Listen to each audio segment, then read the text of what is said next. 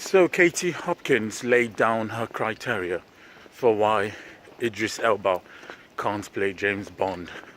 That James Bond is a white, upper class, rich, snobbish, arrogant gentleman that just goes about life precariously. And what is interesting about that criteria is that it actually does not dismiss a black person. I mean, in high British society at that time in the 50s, you had blacks from countries in Africa that newly discovered oil, and their currency was actually bigger than the pound. So countries like Nigeria and then other countries that newly discovered natural resources, you talk of Ghana, you talk of many other African countries. So add to the fact that they were colonies of the British Empire. They had free access to London with no visas. These were rich, high-class men that were part of the jazz scene that time in London. They were knee-deep in high British society, basically. And add to the fact that before them you had those that were daring enough from the Commonwealth to fight in World War II that had nothing to do with Africa, but they were daring enough to say they wanted to fight for the empire which they love. So all the criteria which Katie Hopkins mentioned can only be spoken as an ignorant American who knows nothing about the British Empire. Unfortunately, or would I say unfortunately, interestingly rather, Katie Hopkins knows better than that. But she knows majority of her audience are not the British type that would say, hang on a minute, you just gave criteria that really does not dismiss a black person, especially from that era where men were men. Indeed, I do agree with her that those were the era where men were men, and black men were certainly tough and capable and strong enough to have been James Bond then, or any black character being James Bond now, representing those before.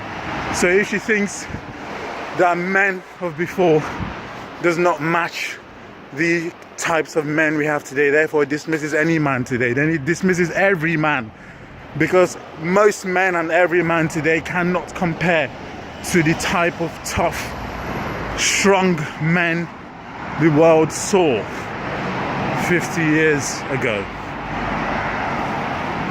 And then at the end of her video for Rebel Media, Katie Hopkins said it is not about Idris Elba, it is about Bond, as though that should totally seal the deal. No, it doesn't. If it's about Bond, it still does not dismiss a black person playing it. And really, I don't care much about this politics of color and film, because they don't put any penny in my pocket. And those people screaming about it are not going to get any penny in their pocket from James Bond neither, whether you're black or white. But those that are going to scream their head off about it are going to be the conservatives that believe that this should be the sort of thing we should focus on rather than real life politics. And another ironic and funny thing I saw in that video is Katie Hopkins comparing the fact Idris Elba can't play James Bond with the fact that she can't play Winnie Mandela. Winnie Mandela is a real life character. Bond isn't. Oh my goodness. That comparison, I didn't see that coming at all. My goodness.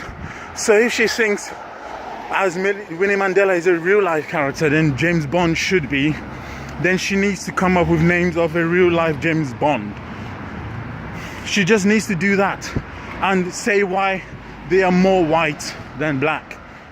Then anyone opposing that argument can then come up with a character of real life black James Bond. But given that she hasn't come up with any name, then there's no need for me to come up with a name, because I can think of some names of real life James Bond black characters from Africa.